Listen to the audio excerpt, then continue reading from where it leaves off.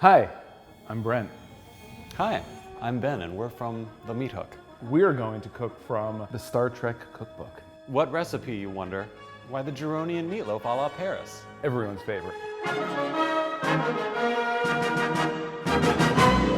Brent, I think first, before we get really anywhere, we need to know what makes a Turley and Meatloaf a Turley and Meatloaf. Would you please read that aloud? This dish is made with hormuz, a parasite that lives on the backs of Geronian wammuls. They are virtually undetachable unless you can get the wammuls to sneeze. Hormuz will always flee a sneezing Geronian wammel.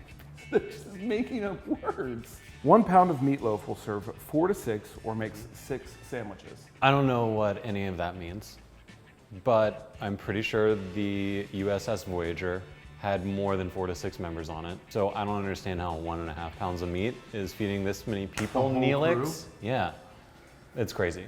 Let's make this Geronian meatloaf a la Paris. We have our hormuz right here. Oh man, that was a crazy adventure. You guys have no idea, like when they talk about how hard it is to get them to sneeze? Yeah, it's really hard to get a wammule to sneeze. Take it from these guys.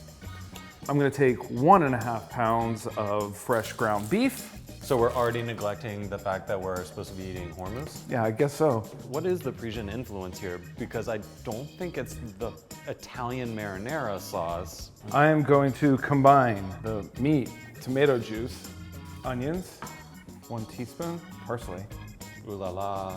and 1 teaspoon of celery seed. Here's the problem when you let a Talaxian like Neelix cook something a la Paris is like, guess what? Neelix has never fucking been to Paris, much less, he's never even left the Delta Quadrant. He's been like stuck there his entire life. Now we knead until the meat is soft and squishy. I assume because it's a parasite, it's a pretty lean meat. Let's say, so if you're gonna actually go out and take the time to go get hormuz, you're probably gonna be looking at a 90-10 blend. And ground beef, normally in the store, you're gonna get an 80-20 blend. It's not the worst thing in the world. A little bit of more fat is good since the hormuz is so lean. We're not adding too much more fat in here. So going with beef might be easier, cheaper, and more realistic since all of this is fiction. Now that our meat is good and squishy, gonna evenly distribute it in our pan. Oh, I forgot, we're supposed to put... This is what makes it Parisian. It's Italian marinara sauce is what makes it from Paris. And there's no real quantity mentioned. So there we have what I assume a Geronian meatloaf a la Paris is supposed to look like on the USS Voyager. All right, let's get this in the oven. Let's do it. And here we are. It does look delectable. Let's try it. Let's do this thing. To Neelix To Neelix. and the whole USS Voyager crew. I'll be honest, it's not so bad. I mean, it's meatloaf. You can't really go wrong. If I were 70 million light years away from the Milky Way and someone made this for me, I wouldn't be pissed. Yeah. So there you go. Geronian meatloaf a la Paris, kind of, sort of, not really at all.